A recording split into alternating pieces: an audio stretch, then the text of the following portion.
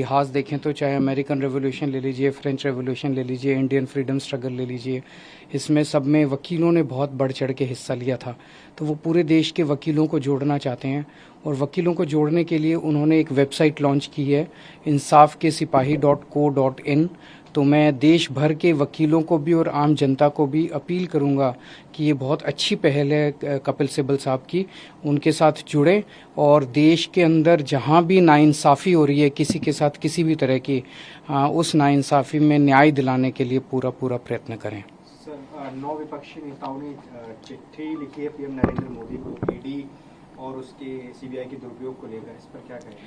देखिए, इस वक्त देश प्रधानमंत्री जी की जो कार्यशैली है वो ये हो गई है कि देश के अंदर किसी भी राज्य में अगर विपक्ष की बीजेपी के अलावा किसी सरकार होगी तो उस सरकार को काम नहीं करने देंगे। ये बहुत ज़्यादा खतरनाक है। प्रधानमंत्री किसी भी देश के एक फादर फिगर की तरह होते हैं। चुनाव में हम आपस में लड़ें, लेकिन चुनाव होने के बाद एक बार अगर कहीं कोई सरकार बन जाए तो उस सरकार को पूरी तरह से सपोर्ट देने की जिम्मेदारी और उसके साथ खड़े होने की, उसको अच्छा काम करने में मदद करने की जिम्मेदारी प्रधानमंत्री जी की होती है। लेकिन हमारे देश के प्रधानमंत्री जी ने ठान लिया है कि अगर बीजेपी को वोट नहीं दोगे, कोई और सरकार बनाओगे तो उस सरकार को किसी भी हाल में काम नहीं करने देंगे।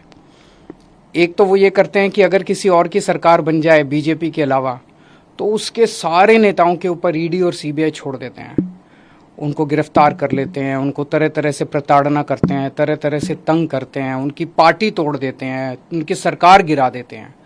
पूरे देश में कई जगह ये देखने को मिला, गोवा में देखने को मिला, महाराष्ट्र में देखने को मिला, कर्नाटक में देखने को मिला। एक के बाद एक राज्य के अंदर जहां नॉन बीजेपी गवर्नमेंट बनती है वहां पे ईडी और सीबीआई को छोड़ के और उनको गिरा दिया जाता है।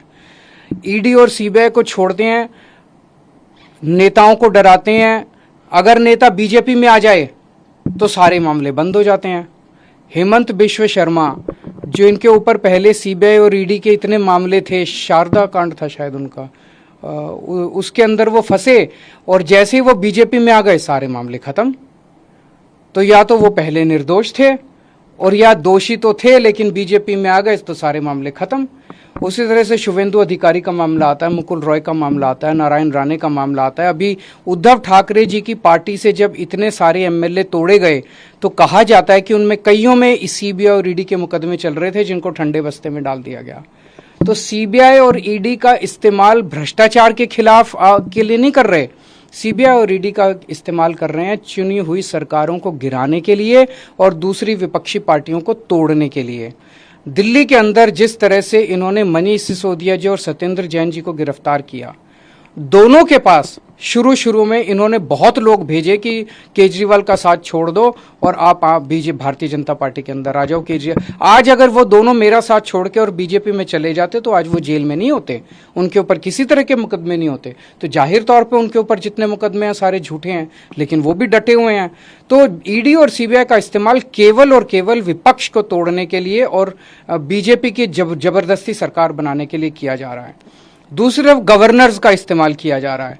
मैं स्टैलिन साहब से बात कर रहा था, 20 से ज्यादा बिल जो विधानसभा ने पास कर दिए उस पे गवर्नर साहब साइन नहीं कर रहे। केसीआर साहब ने अभी कल सुप्रीम कोर्ट में केस किया है कि हमारे बहुत सारे बिल गवर्नर लेके बैठे हैं, उस पे साइन नहीं कर रहे। पिनरई विजयन साहब के कई सारे वाइस चांसलर्स की नियुक्ति उन्होंने रद्द कर दी। ऐसे चुनी हुई सरकारें कैसे? ममता दीदी परेशान है, नीतीश कुमार जी से मैं बात कर रहा था, वो परेशान है। दिल्ली के लेफ्टिनेंट गवर्नर समझते हैं कि सुप्रीम कोर्ट और संविधान को वो मानते ही नहीं है, वो खुलेआम कहते घूम रहे हैं कि मैं सुप्रीम कोर्ट और संविधान। ऐसे देश कैसे चलेगा? तो अगर देश का प्रधानमंत्री नॉन बीजेपी सरकारों को काम नहीं करने देगा और अवरोध रोज पैदा करेंगे देश के प्रधानमंत्री, तो इस तरह से तो देश के लिए बहुत खतरनाक